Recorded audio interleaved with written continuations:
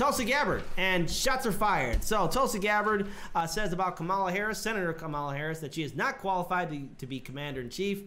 Representative Tulsi Gabbard argued Tuesday that Senator Kamala Harris, Democrat from California, is not qualified to be president because she has no background in foreign policy. Gabbard made comments during an appearance on the Fox Sports Radio Outkick the coverage with Clay Travis. I think one of the things I'm most concerned with Kamala Harris is that she is not qualified to serve as commander-in-chief, and I can say this from personal perspective as a soldier, said Gabbard, who served in Iraq as a member of the Hawaiian National Guard. She's got no background or experience in foreign policy, and she lacks the temperament that is necessary for a commander-in-chief. Tulsi Gabbard then said this: I've seen the cost of war firsthand. I've experienced the consequences of what happens when we have presidents, as we have from both political parties in the White House, who lack experience, who lack the foreign policy understanding, who therefore fall under the influence of the foreign policy establishment, the military-industrial complex. This is what's so dangerous. This is what we've seen occurring over time. And again, outstanding for Tulsi Gabbard. I think finally this is something I wanted to see, where she's actually going after one of the neoliberal candidates. I want to see a fight. I want to see Bernie Sanders and Tulsi Gabbard fight. And Kamala's the ideal person for her for a number of neoliberal-based reasons that don't matter to us but matter to them. So I think that this is very interesting. I want to see if it plays out in the debate. If that's all it is, in the long term, this doesn't matter of a story. But if in the debate, they're on the same stage together, no? Yeah. Okay, so I want to see this play out on the debate stage. I think so. Hold on. Let me confirm that. So then I think that on top of all of this, that we have... Okay. This story was very popular on my Facebook feed, or at least Facebook determined algorithmically that I should see people that thought this was very interesting. On July 31st, they will be on the same. And we're going to be covering that. So what we got with this is, it's interesting. I'm going to take it from this point of view with the Facebook. I saw a lot of people that I know on Facebook who, are Kamala people, because I want to know everyone's point of view. It's very important to me, even if I don't agree with someone, that I understand them. I want to empathize with anyone. So I know a lot of people that are Kamala fans who were very upset with this. And what was interesting, and I think says more than I could with any other type of wording, is that all of them, when talking about it, either... What they said, Tulsi Gabbard said this. They either said, well, something with Assad, or, well, she's not relevant in the polls, or something to do with identity.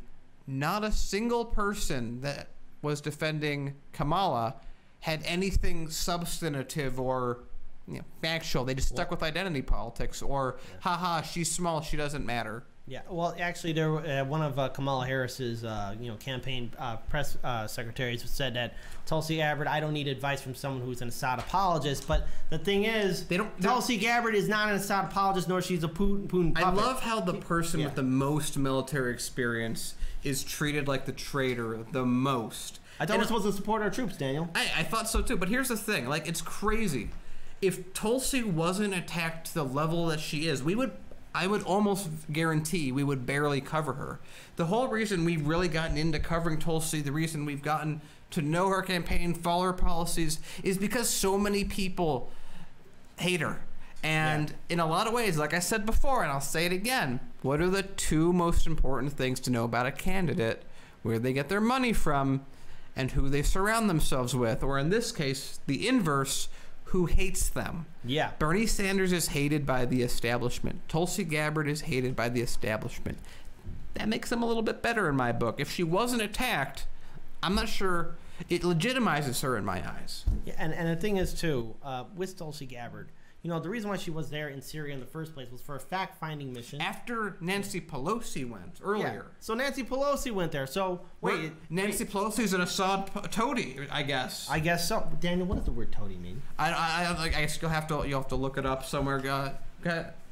Okay. If you haven't seen the Joe Rogan Experience, that will not make any sense to you. Yeah, so check out that thing where he has... Well, don't check it out, because that's her entire thing. You'll just bore yourself. Yeah. Just watch the Tulsi stuff. Yeah, and the thing is, look, I'm happy that Tulsi Gabbard's actually on the attack. She's getting closer to getting 130,000 individual donors to secure herself on the third debate stage, which is, again, something I want to see. And we need to see more progressives on the debate stage.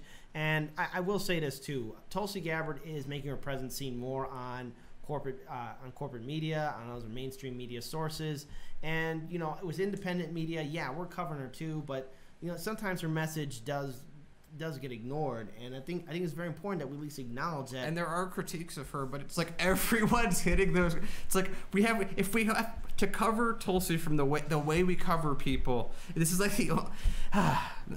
Go ahead. Yeah. So and the thing is, look, Tulsi Gabbard has a very progressive foreign policy.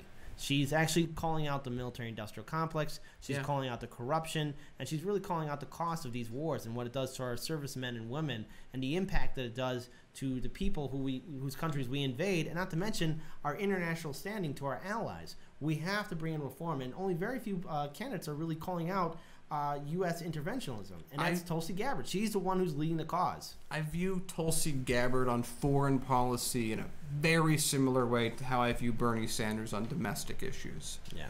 She's the best on foreign policy that there is in the field. It's that simple.